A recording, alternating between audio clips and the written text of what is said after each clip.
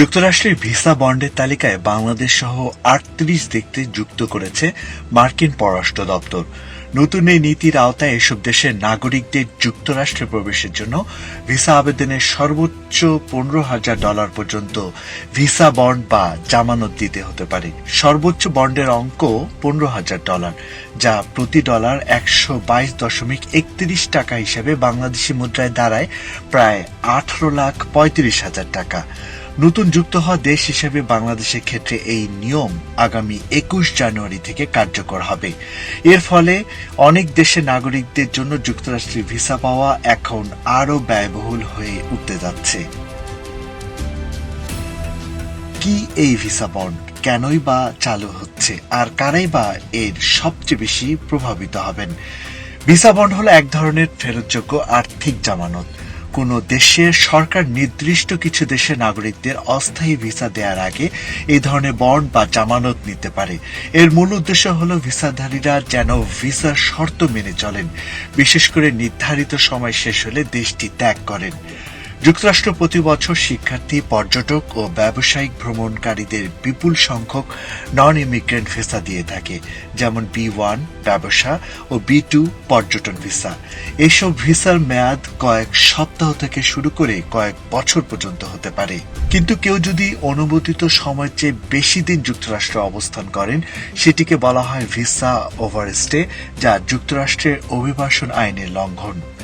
নতুন নিয়মে যা বলা হয়েছে, মার্কিন পররাষ্ট্র দপ্তরের ঘোষিত নতুন নীতিমালা অনুযায়ী তালিকাভুক্ত দেশগুলোর নাগরিকদের B1 ব্যবসা ও B2 পর্যটন ভিসায় যুক্তরাষ্ট্র যেতে হলে সর্বোচ্চ ৩ স্তরের যে কোনো একটি বন্ড জমা দিতে হতে পারে।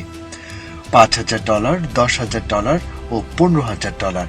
আবেদনকারী পৃথিবীর যেখান থেকে ভিসার জন্য আবেদন করুক না কেন, এই নিয়ম সবার ক্ষেত্রে প্রযোজ্য হবে। ভিসার সাক্ষাৎকারের সময় কনসুলার কর্মকর্তা আবেদনকারীর ব্যক্তিগত অবস্থা বিবেচনা করে বন্ডের পরিমাণ নির্ধারণ করবেন। ভ্রমণের উদ্দেশ্য, চাকরি, আয়, শিক্ষাগত যোগ্যতা ও দক্ষতা এসব বিষয়ে এতে গুরুত্বপূর্ণ ভূমিকা রাখবে। বন্ড জমা দেওয়ার জন্য আবেদনকারীকে মার্কিন ট্রেজারি বিভাগের অনলাইন প্ল্যাটফর্ম পেগভ এর মাধ্যমে সম্মতি জানাতে হবে।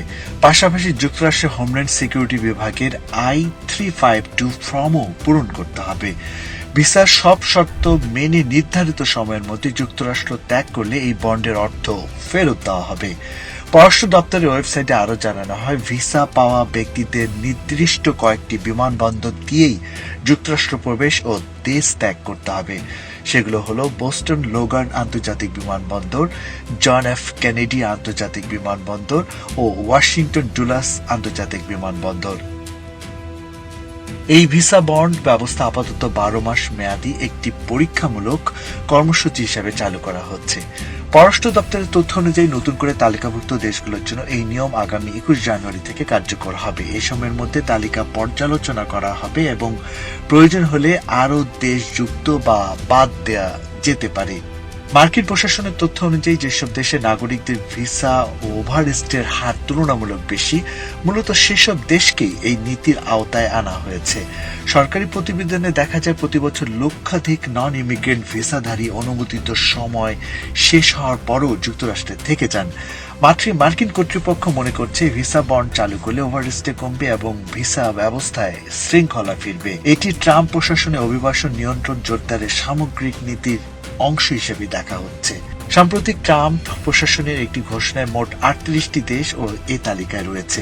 এর মধ্যে দক্ষিণ এশিয়ার বাংলাদেশ, ভুটান ও নেপালও রয়েছে। আরও রাখা হয়েছে আফ্রিকা ও লাতিন আমেরিকার অনেকগুলো দেশ।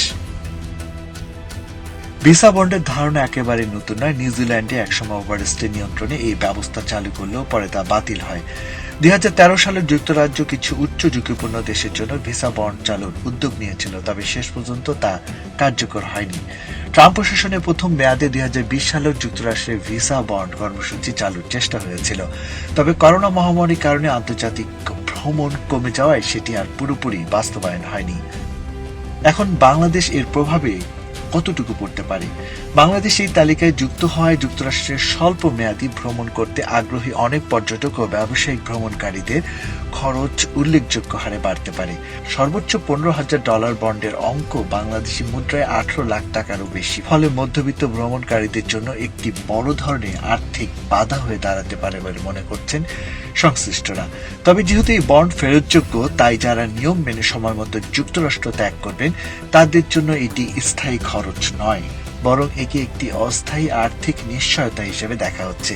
সব মিলিয়ে বাংলাদেশের ভ্রমণকারীদের জন্য এটি যুক্তরাষ্ট্র ভ্রমণে আরও সতর্ক হওয়ার একটি স্পষ্ট ইঙ্গিত দেওয়া হচ্ছে।